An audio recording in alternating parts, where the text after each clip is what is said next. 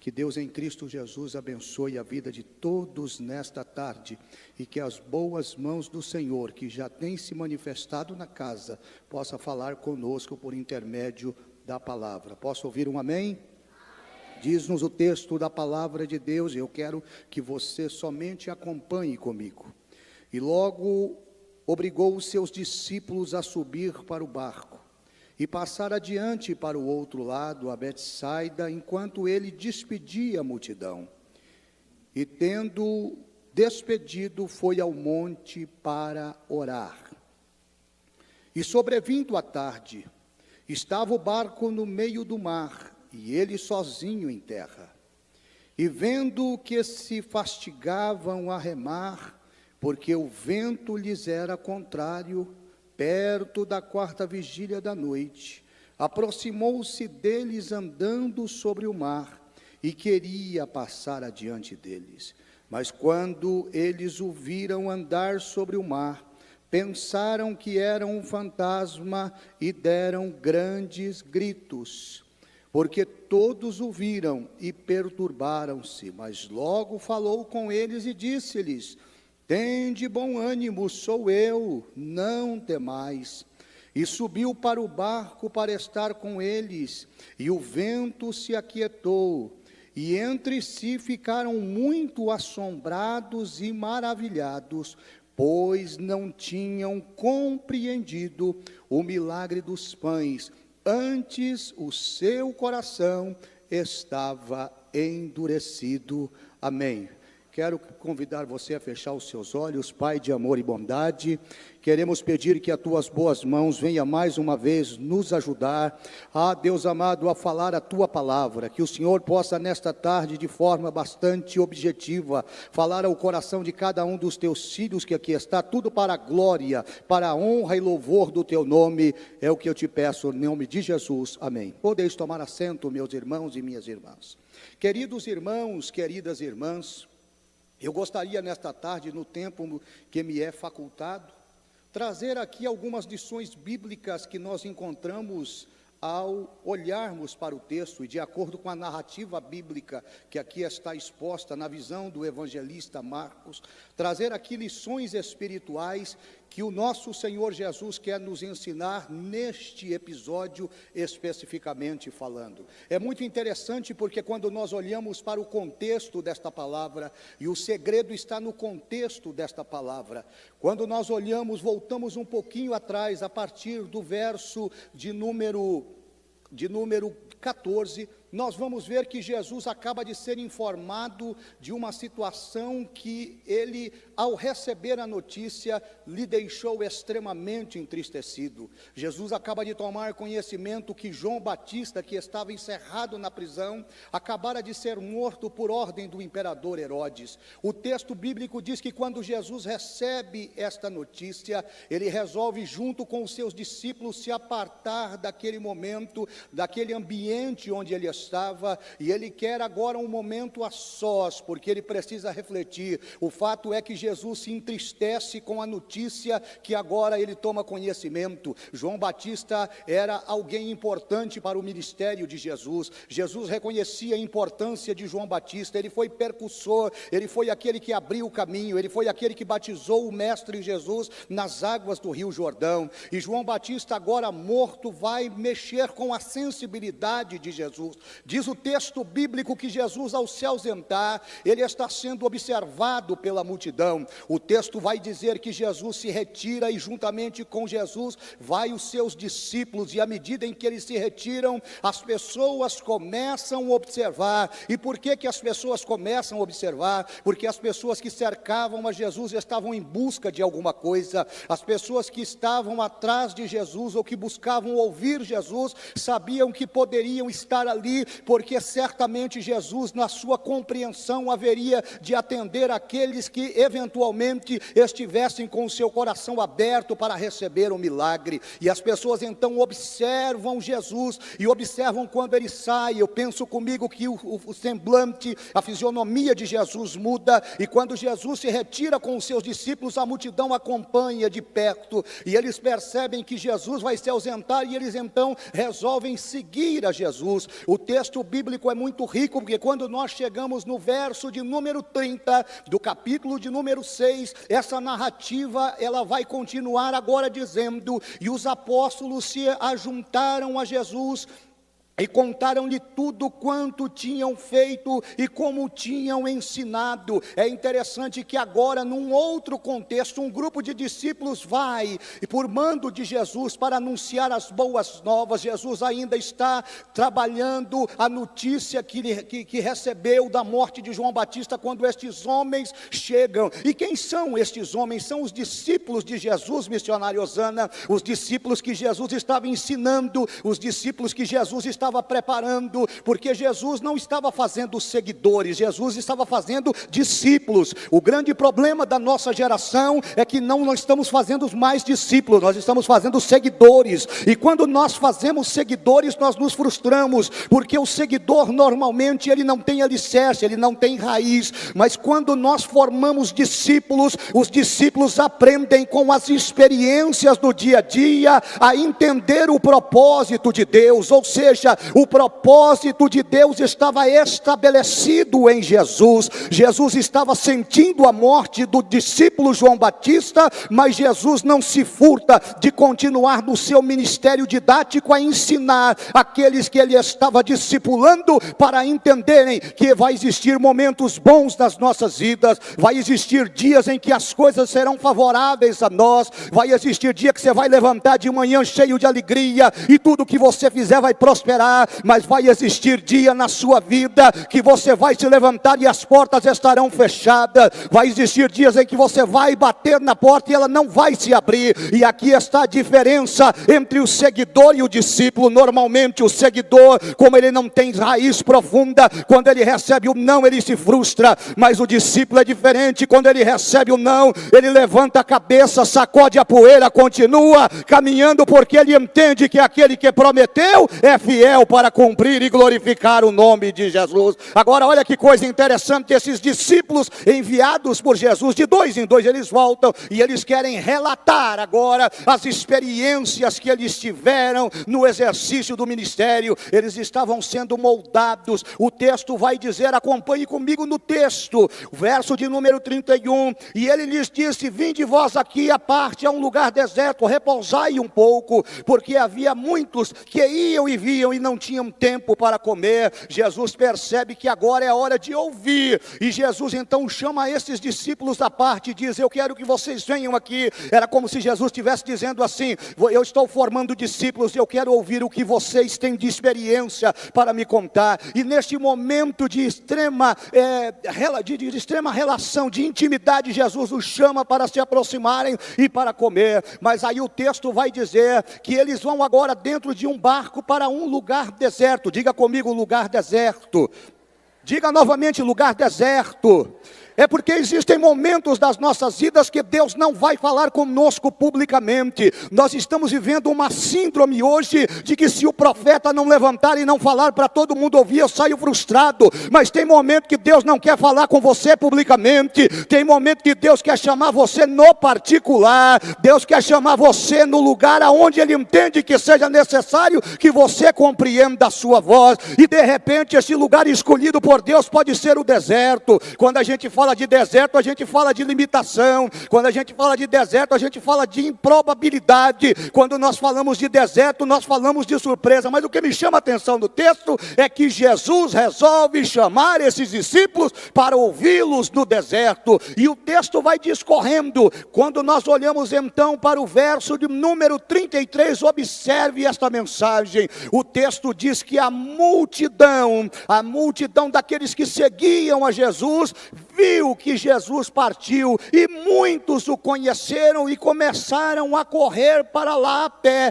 de todas as cidades, e ali eles chegaram primeiro do que eles e aproximavam-se deles. Olha que coisa interessante. Jesus chama os discípulos para uma conversa particular no deserto, mas quando Jesus chega com os discípulos naquele lugar que ele havia escolhido, lá já estava uma multidão. E sabe o que aquela multidão foi fazer? Aquela multidão foi atrás de Jesus porque ela elas sabiam que Jesus tinha o que oferecer, elas sabiam que Jesus tinha resposta para as suas indagações. A necessidade daquelas pessoas era tão marcante que elas não mediram esforços para chegar primeiro aonde Jesus havia designado descansar e comer com os seus discípulos. O texto vai mais adiante trabalhando e dizendo que Jesus então, no verso 34, isso me chamou muito a atenção, eu grifei isso aqui, diz o texto que Jesus saindo, ele viu uma grande multidão, e quando Jesus viu aquela grande multidão, mesmo entristecido, mesmo com o seu coração dolorido pela morte do seu companheiro,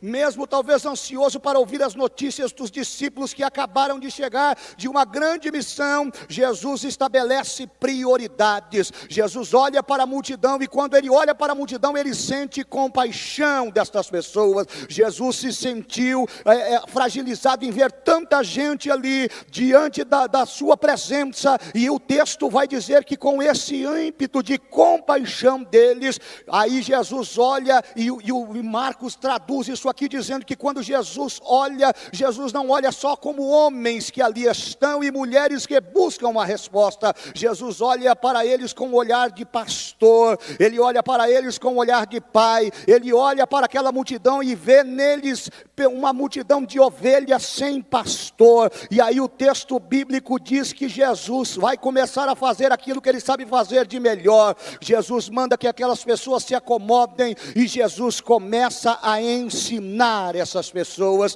Observem, meus irmãos, que o ministério de Jesus é didático. O ministério de Jesus não visa formar seguidores, Jesus quer levantar discípulos. Jesus agora começa a ensinar essa multidão, e à medida em que Jesus vai falando, o texto bíblico no verso 35 diz: e como o dia fosse já muito adiantado, os seus discípulos agora se aproximam dele. Veja a diferença do seguidor e do discípulo. Os discípulos olham para Jesus e eles começam a olhar no relógio, mas Jesus hoje está falando muito. Jesus hoje resolveu ensinar um pouquinho além da conta. Jesus não se apercebeu que a hora está passando, que a tarde está chegando e que daqui a pouco é noite. Veja que a decisão não é de Jesus em parar o ensinamento, a decisão são daqueles pretensos candidatos ao discipulado. Estes discípulos se aproximam de Jesus e como se dissessem assim: mestre, já está avançado o horário, eu penso que seja a hora de terminar o culto. E eles falam com Jesus como se Jesus não tivesse o controle daquela situação. Eu quero parar aqui e abrir um parênteses, porque o Espírito de Deus me motiva nesta tarde a falar isso, ouvindo a oração de autoridade da missionária Osana. Fique descansado, porque Deus sabe o momento de agir na sua vida. Não queira ensinar a Deus como trabalhar. Deus está trabalhando no silêncio. Pastor, eu não ouço a voz de Deus. Mas quem disse para você que o silêncio de Deus não significa que Deus está trabalhando a seu favor? Isaías capítulo 64 verso 4 diz que desde a antiguidade não se viu, nem com os olhos se viu, nem com o ouvido se percebeu um Deus além de ti que trabalha a favor daqueles que nele esperam. Espera no Senhor, porque no momento certo Deus haverá de abrir a porta e dar a resposta que você está aguardando. Louvado seja o nome do Senhor. Diz o texto bíblico que agora no verso 36 eles fazem uma sugestão a Jesus. Eu achei muito interessante isso, porque de vez em quando a gente quer sugerir o que Deus deve fazer. Esta geração está padecendo de conhecimento e de relacionamento com Deus. Essa geração está indo aí de mal a pior, porque nós chegamos num determinado estado da nossa vida espiritual, que nós entendemos que já sabemos tudo. Tem muita gente aí deixando de perceber que Deus ainda continua sendo Deus. A igreja tem dono, Deus sabe como trabalhar na igreja. É Deus quem levanta, é Deus quem abate, é Deus quem dá vida, é Deus quem mata. Ele é Deus, Ele é Deus, Ele é Deus, e Ele sabe como fazer. Mas veja que esse desejo de estar à frente, esse desejo de querer fazer a coisa certa, muitas das vezes fora da direção de Deus, dá a esses discípulos um ímpeto de se dirigir a Jesus. e dar a ele uma espécie de ordem imperativa. Está no texto, eu não estou inventando nada, está no texto. Olhe para o verso 36, despede-os para que vão ao campo. Despede-os para que vão ao campos e aldeia circunvizinha, e comprem o que, meus irmãos? Comprem o que? Comprem pão. Os discípulos não estavam preocupados com o que Jesus estava ensinando. Os discípulos estavam preocupados em saciar a fome, porque eles sabiam que aquelas pessoas estavam ali por causa do pão, que Jesus era poderoso para manifestar, mas ainda não havia manifestado. Mas o projeto de Jesus era outro. Olhe com os olhos espirituais, minha irmã. Olhe com os olhos espirituais nessa tarde, meu irmão. Deus é poderoso para fazer através das tuas mãos aquilo que você não compreende, mas deixa Deus trabalhar nessa causa e nesse negócio. Os discípulos estavam afoitos e disseram: não, mestre, despede a multidão, despede para que eles possam ir para o mercado, despede-os para que eles possam ir para as aldeias, para que eles possam comprar pão, para que eles possam comprar pão para si mesmo, pois não tem o que comer. Isso era eles que diziam. É uma geração frustrada. Quando eu olho para esse texto, eu olho para a nossa geração, que tem gente que pensa que a igreja não tem alimento.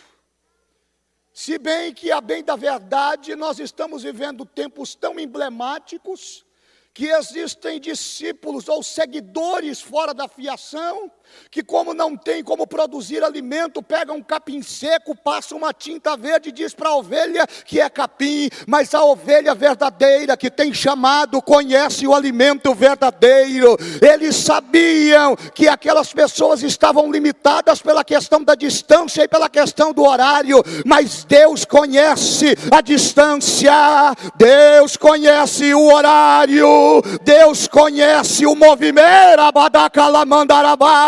Deus conhece, Ele sabe como trabalhar, e Ele sabe como honrar a tua fé no momento da tua fidelidade. Louvado seja o nome do Senhor.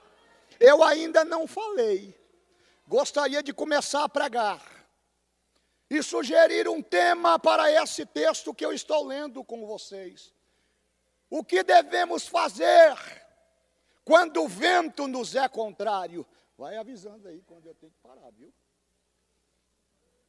O texto bíblico vai dizer no verso 37, que Jesus, de forma muito educada, porque Jesus é educado, irmãos.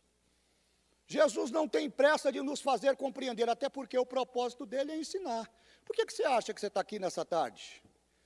Por que você acha que você foi motivado e motivada a estar aqui? É porque Jesus está treinando você, Jesus está trabalhando em você, Jesus está melhorando a cada dia a sua vida. Cada quarta-feira que você vem, você aprende um pouquinho. Cada quarta-feira que você vem, você enche mais o seu vaso. Daqui a pouco você estará preparado e preparada para realizar aquilo que Deus tem para a sua vida, para glorificar o nome de Jesus. Olhe para o texto.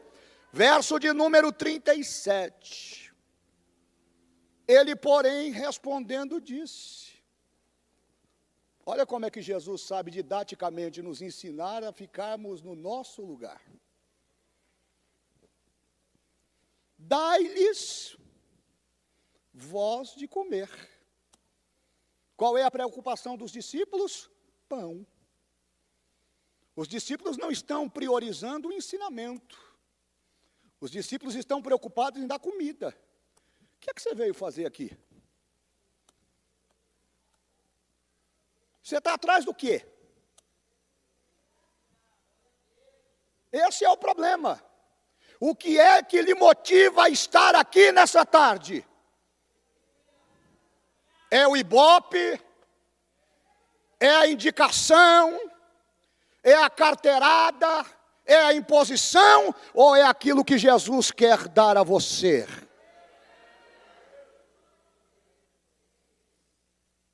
Ah, mas se não tiver um reteté, eu não volto mais. Não volte. Ah, mas se Deus não falar comigo da forma que eu estabeleci, eu não volto. Não volte. Deus continua sendo Deus, com você aqui ou sem você aqui. Tem momento, quando você olha para o texto sem se aperceber, a linguagem que Jesus dá-nos a impressão de que Jesus, ele está sendo um pouco ríspido. Olha a resposta de Jesus para os discípulos. Ele está formando discípulos. E nós estamos vivendo agora uma geração que é a geração do não me toque, que não pode falar mais. Falou, dá processo. Questionou, falou de pecado. Não, pastor, pelo amor, esses dias eu tive que, aqueles dias que o Espírito de Deus fala com a gente assim, fecha tudo aí, que eu quero falar. E eu estava meio tristezinho do coração, porque a gente não tem que ter vergonha de falar essas coisas, né, missionária Pela? E eu fui lá para uma reunião de ministério e eu falei para os obreiros, olha, eu já acho que o meu tempo chegou, porque é assim, porque comigo é desse jeito. E aí passei, quando eu saí da reunião, meu coração estava triste. Eu falei, meu Deus, eu não devia ter falado aquilo, mas eu já falei. Eu sempre ensino lá na igreja que o homem é senhor das suas palavras enquanto não as profere. Depois que ele fala, ele se torna escravo delas. Eu já tinha falado. Quando eu cheguei em casa entristecido, a missionária olhou para mim e falou, o que aconteceu? A reunião foi ruim, né? Eu falei, eu acho que eu falei uma besteira, mas também ficou por aquilo mesmo. Fui para casa, dormi, no sábado levantei, fui trabalhar. Quando foi à noite na ceia, o Espírito de Deus, porque a igreja tem dono, irmãos, a igreja tem dono. Fique tranquilo, minha irmã, fique em paz, minha irmã, fique em paz, meu irmão. Deus conhece tudo, Deus é especialista em trabalhar causas impossíveis. Deus sabe como falar de uma forma que só você consegue entender. Eu cheguei na igreja e o Espírito de Deus falou comigo, a palavra não está com você. Eu digo, mas senhor, eu preparei tudo, né? Mas não está com você, eu não quero te usar. Eu fiquei olhando ali de um lado e folheando, que a gente percebe, quando não tem o que ler, fica assim, ó. E aí eu me rendi e falei, bom, eu não tenho mensagem mesmo. Aí eu olhei para o obreiro do lado, o companheiro, e falei, pastor, Deus está falando comigo. Aí eu já sei, pode deixar que a mensagem está comigo. Desse jeito ele falou, a mensagem está comigo. E estava mesmo, irmãos. E estava mesmo. Deus levantou esse homem com grande autoridade. Quando ele sentou e entregou o microfone, que ele se assentou, Deus o tomou em profecia e se dirigiu a mim e disse, com quem foi que você combinou aquilo que você fez ontem aqui em cima? O que me chocou é que aquele pastor não tinha nem noção do que tinha acontecido. Ele não estava lá, não sabia, não tinha conhecimento de nada. Aí eu, do jeito que estava no púlpito, fiquei.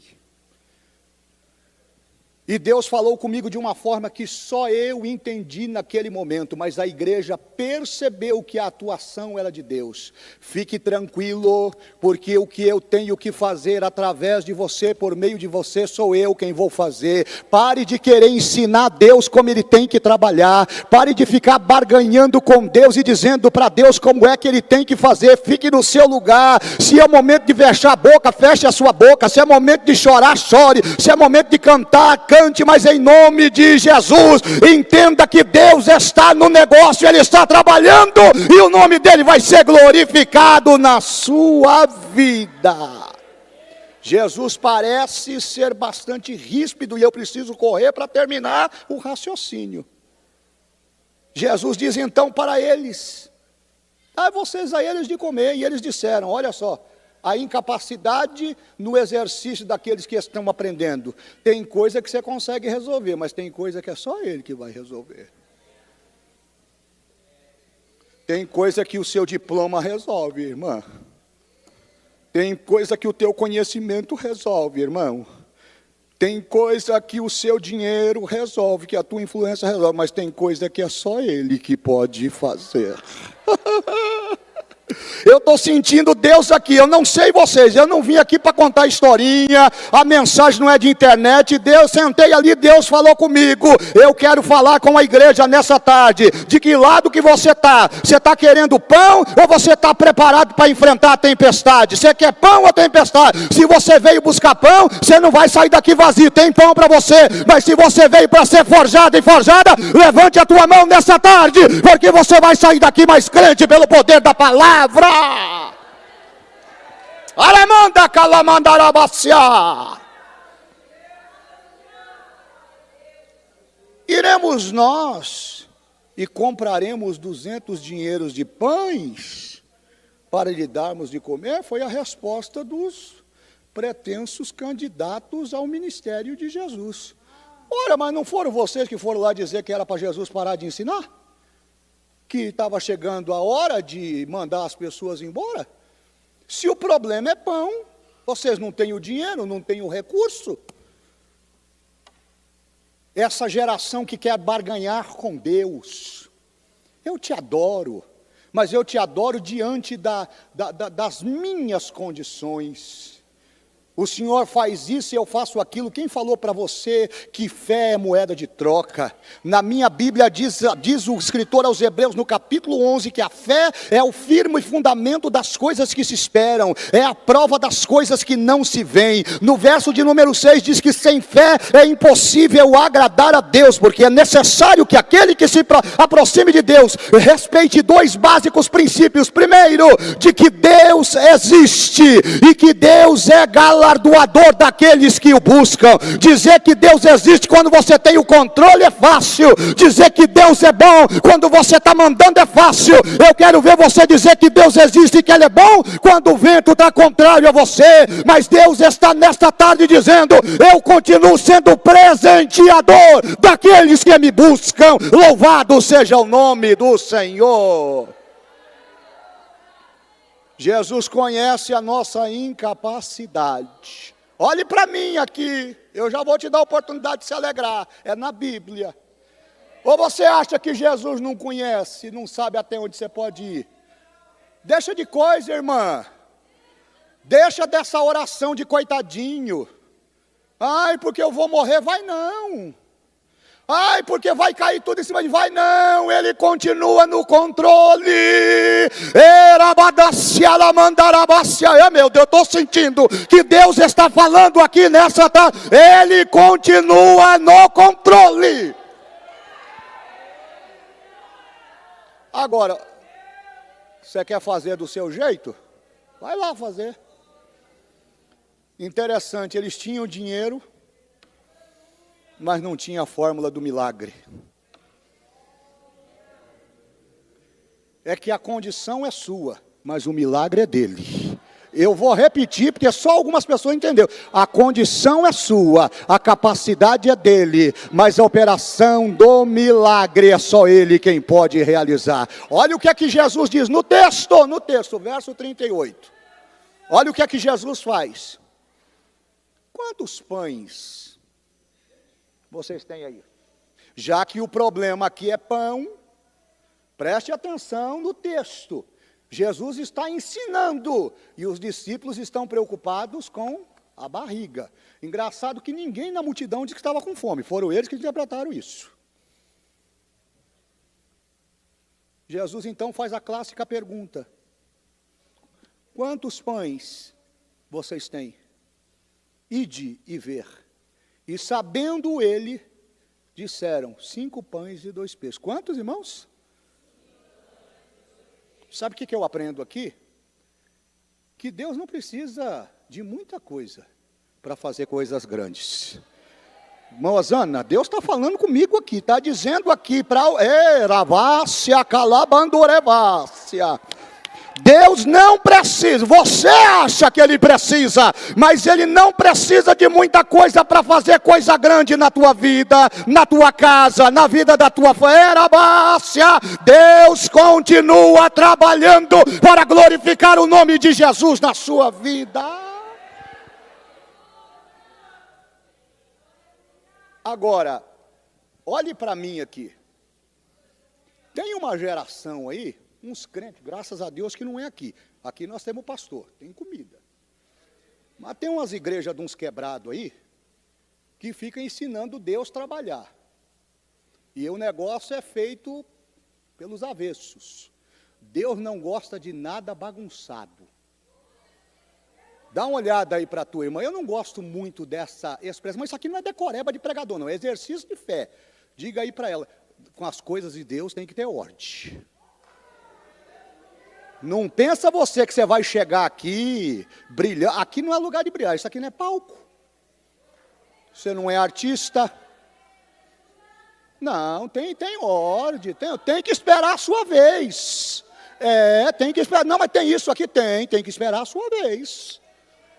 Você só deve se apresentar quando for convidado, sob pena de correr o risco de se antecipar e ser convidado a sair. O que é que você prefere?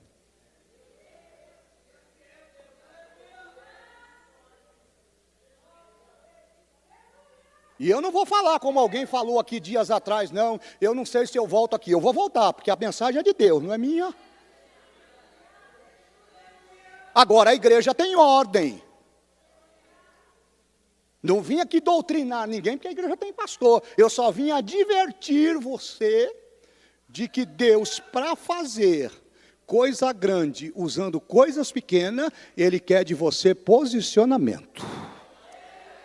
Não é eu que estou dizendo. Onde é que o senhor achou isso aí, pastor Abacuque? No texto. Está no texto. Jesus não pediu, olhe para a conjugação do verbo aqui. Jesus usa o verbo ordenar. Eu não estou pedindo, eu estou mandando.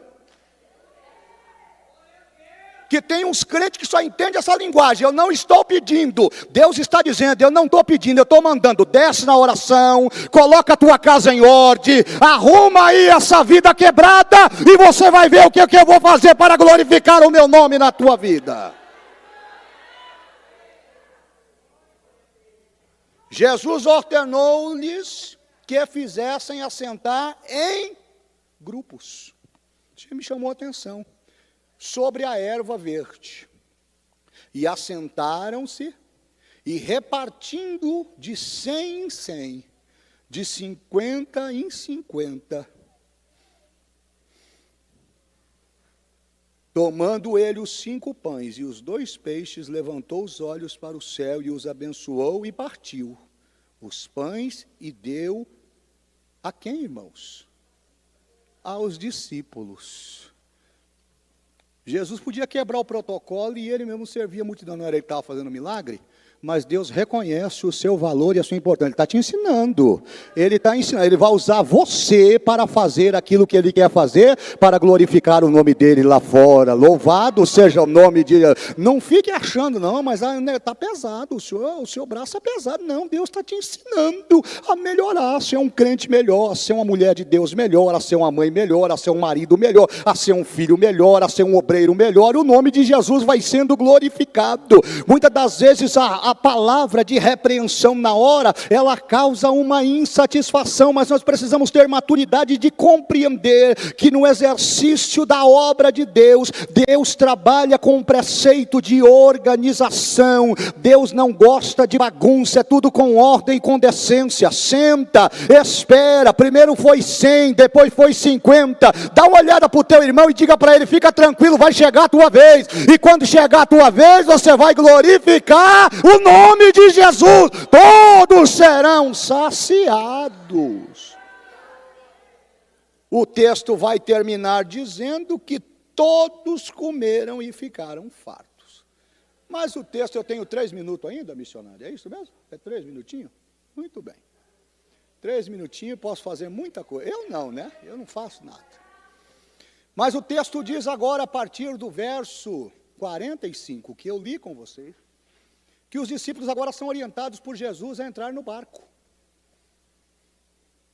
E o propósito de Jesus é que eles atravessem do outro lado do lago de Genezaré.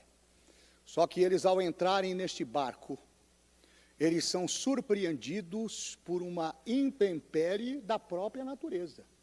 Tempestade. É interessante falar de tempestade para discípulos que viveram a vida toda navegando nos mares das proximidades, que viviam da pesca para alimentar as suas famílias, mas essa tempestade foi diferente. O texto faz questão de narrar isso, Marcos, numa linguagem bem coloquial, a exemplo do que diz Mateus. Ele diz que a tempestade veio acompanhada de ventos fortes e contrários. Era como se Marcos estivesse dizendo, está caindo um toró, e além do toró, tem vento contrário à direção que eles estão seguindo. A tendência da tempestade associada ao vento contrário causa um fenômeno natural que potencializa isso. Hoje, na linguagem coloquial, nós poderíamos chamar aí de tornado, de furacão, coisa dessa natureza. Só para você ter noção do que o texto está narrando. E à medida em que os ventos contrários eram fortes e a tempestade também era forte, essa embarcação começa a encher de água. À medida em que esses discípulos conseguem lutar contra aquele fenômeno natural, com as suas limitações e com a sua força física, eles foram tentando. Mas diz o texto bíblico que já nas proximidades da 4ª vigília da noite, 3 da manhã, alguém olha, imagina que nessa cena, você lutando pela sua vida, você olha no meio dessa tempestade, aquilo que o texto vai preconizar e vai chamar de fantasma. Alguém no barco olha e vê um homem caminhando por sobre as águas, e a tendência não é outra. Aquele homem que tem aquela visão, ou que vê aquela cena, ele se desespera. O texto diz que eles ficaram atemorizados, porque aquilo era um fenômeno sobrenatural. Eles sabiam que não havia possibilidade de um homem caminhar sobre as águas, e ainda mais sobre aquela condição de tempo, aquela condição de clima, ia na contramão de tudo aquilo que o conhecimento lógico e racional poderia permitir que eles aceitassem. Mas o texto diz que quando eles se desesperam, Jesus brada do meio da tempestade: não tenhais medo, sou eu. Sabe qual é a lição que eu aprendo aqui? Quando a tempestade tiver de uma forma que você não consegue mais lidar com ela, aprenda essa lição: não tenha medo, Ele está com você. Ele pode não falar, mas Ele está com você. Ele está com você. Mas é interessante que a dúvida é algo que nos motiva a parar de caminhar. Alguém dentro do barco, Mateus vai narrar isso de uma forma mais clara, diz que foi o Pedro. O Pedro, aquele que tinha o temperamento muito estranho, muito esquisito, principalmente para os nossos dias, era meio grosseirão, meio brucutu. Esse Pedro diz: é o Senhor mesmo? De verdade? Sou eu, Pedro. Então deixa eu ir ter contigo aí sobre a... Então vem, Pedro, vem. Agora há pouco vocês estavam pedindo pão para alimentar as pessoas, né? Eu agora estou aqui forjando vocês no meio dessa tempestade. Era mais ou menos isso que Jesus estava querendo dizer. E o Pedro sai do barco, e quando ele sai do barco, ele começa a caminhar, ele percebe que aquilo é real. Mas o texto vai dizer que o vento soprando tirou a atenção de Pedro, e quando ele tirou a atenção, o fitar dos seus olhos nos olhos de Jesus, ele afundou. Sabe por que a coisa não está indo? É porque você está emprestando o seu ouvido para muitas outras coisas. Deus está dizendo nessa tarde: eu estou contigo no meio da tempestade, mas Deus, o vento é contrário, mas eu continuo com você. Não tenha medo. Quando Jesus te chamar, vá ao encontro dele, estenda a sua mão e deixa ele conduzir a tua vida, porque no momento certo ele vai trazer paz, esperança, segurança, e vai glorificar o nome dele na sua vida, para a glória do nome de Jesus. O texto diz que o Pedro afundou, mas o fato de afundar não significa que você vai morrer. De repente não vai dar certo agora, de repente você não vai conseguir alcançar e determinar como você deseja que seja feito. Isso não quer dizer que Deus se esqueceu de você.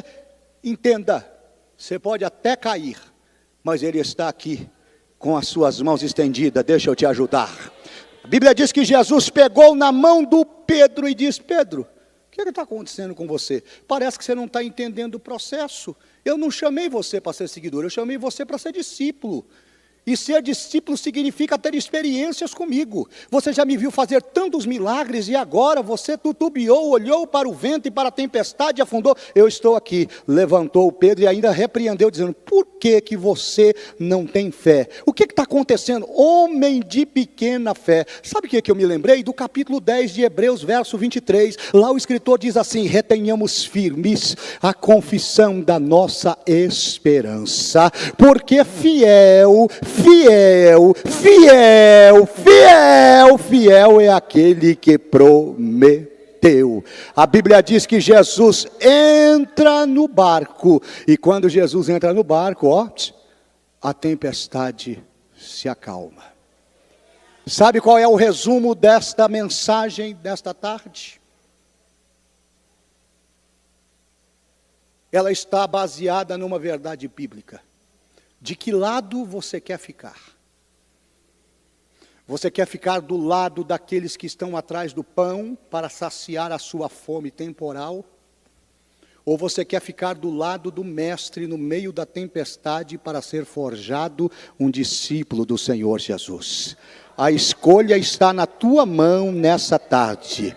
Deixa Deus fazer de você, nesta luta, nesta adversidade, deixa Deus fazer de você um discípulo, um soldado valoroso, cheio da graça, cheio de experiência, cheio de motivação, cheia de alegria, para continuar caminhando, entendendo que o pão é para a multidão, mas a tempestade é para os discípulos. Amém, meus irmãos? Amém, minhas irmãs? Pão para a multidão, mas tempestade é para discípulo. Continue chorando, porque Deus vai te dar vitória para a glória do nome de Jesus. Deus abençoe.